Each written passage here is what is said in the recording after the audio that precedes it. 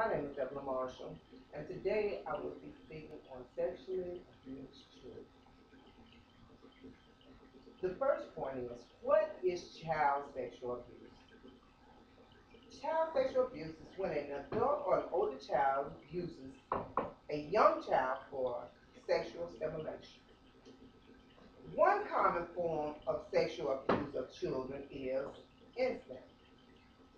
Usually this starts from tickling and hugging, then that exceeds to fondling, handling of genitals, attempted penetration, or sex or intercourse. My next point is, what ages does this happen? This happens at all ages. By the age of 18, one of every 4 girls and one of every 4 boys has been sexually abused. Okay? So my third point is, who usually sexually abuse children? 85% of children are abused by someone that they know and trust. Most offenders are men. Usually an immediate family member. Other instances are committed friends who have access to children within the family setting, normally trusted by parents, like doctors, dentists, teachers, and even babysitters. The U.S. Department of Health and Human Services Administration reports that child abuse has reached a record high, with parents being the primary abusers. Okay, so can anybody tell me why children won't tell that they're being abused? That's one. What that you want to tell why children is afraid? Because they might be scared that individual might do something. And that's true. That's true. You? They might not know what's going on. That is so true. That's real true. Sexually victimized children, especially boys, never tell. The majority of children are afraid they will be blamed, fear of rejection and punishment, or they think no one will believe them. Okay, so our next point is we're going to talk about the warning signs. Warning signs for sexual abuse is a child having trouble walking or sitting, displays knowledge or interest in sexual acts, avoid a specific person for no reason, don't want to change clothes in front of people, an STD or pregnancy, especially for children 14 years or under, or run away from home. Can anybody think of any other reasons that or warning signs that would be out there? Depressed all the time. True. Ma'am, you? Might shit themselves off from the world. That's true. That is so true. So true. My next point is, every child should know about sexual abuse. It's all right to say no. Parents don't teach their children that it's all right to say no, but it is all right to say no. They shouldn't keep any secrets. And knowing the difference between good and a bad touch would also be helpful. Okay. Preschool children don't understand good or bad touch, but studies show young children understand being hit is bad versus being hugged is good. Okay, now we get to the nitty-gritty.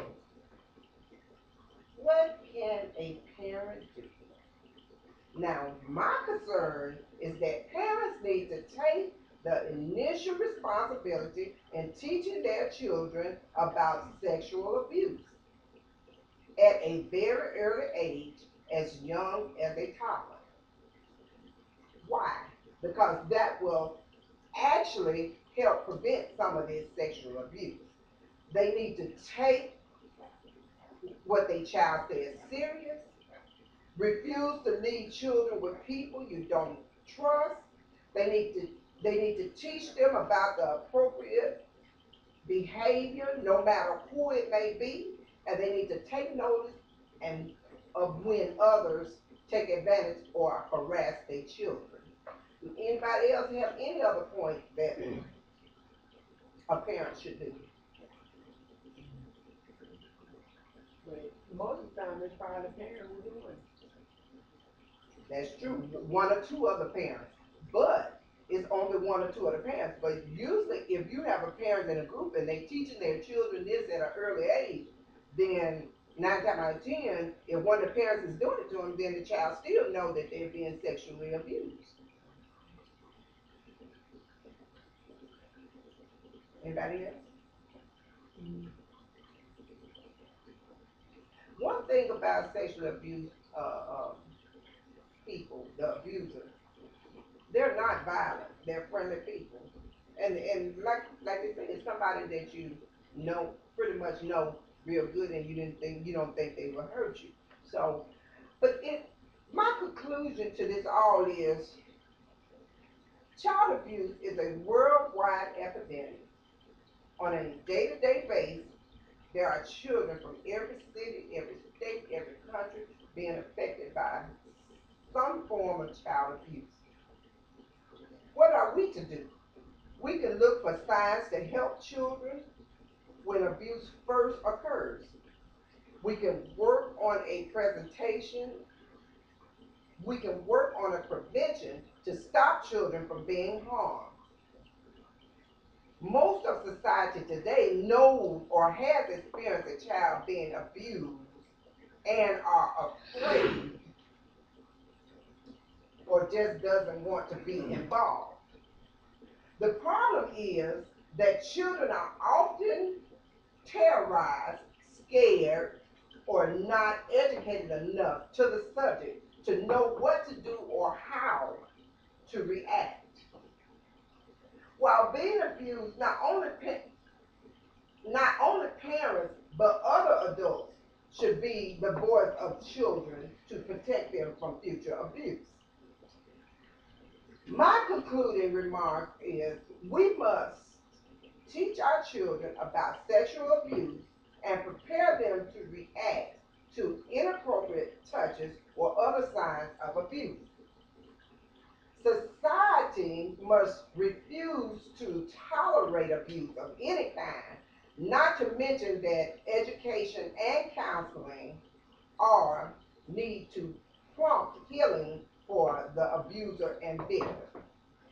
Also, if anybody see any form of abuse going on, you have the abuse hotline, you have different people that you can call and let them know that these things are happening.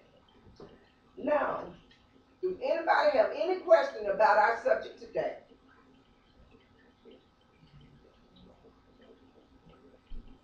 If the child is being abused in the home, what would be the best way for the child to seek help since it's in the home or it's in the home? Well, the best way is, first of all, for the child to talk to somebody and let somebody know that this is happening. Because if they don't, for one thing, if they're scared or anything of their parents, if they don't, then the problem just gonna still persist. But what I suggest that if this is happening and somebody have notice of it, the child should be taken out of the home until the problem is resolved.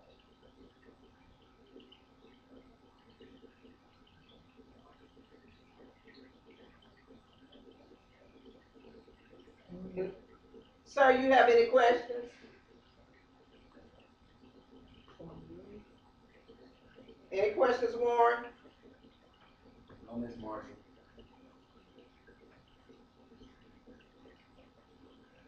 I have one. So the kids that's being sexually abused, will always turn out to be sex offenders? Well, you know what, sir, that is a good question. But I truly think that when kids are in this type of atmosphere, it does causes them to react on the way they have been treated through life. So I think that a lot of them, yes, will end up being sex offenders. I really do. How do you supposed to overcome one of those situations? Through counseling, through people helping parents, neighbors, friends. It's no simple way to overcome sexual abuse. Our boys that been sexual abused are those the gay people in the world today. I don't really think that's true. I don't think that's true at all.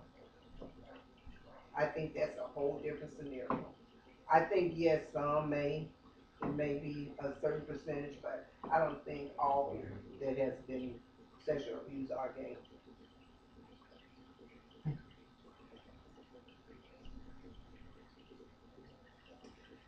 Well, this concludes our session for today. I thank you all for coming out, and we'll be back again. Thank you. Bye. That thing went on.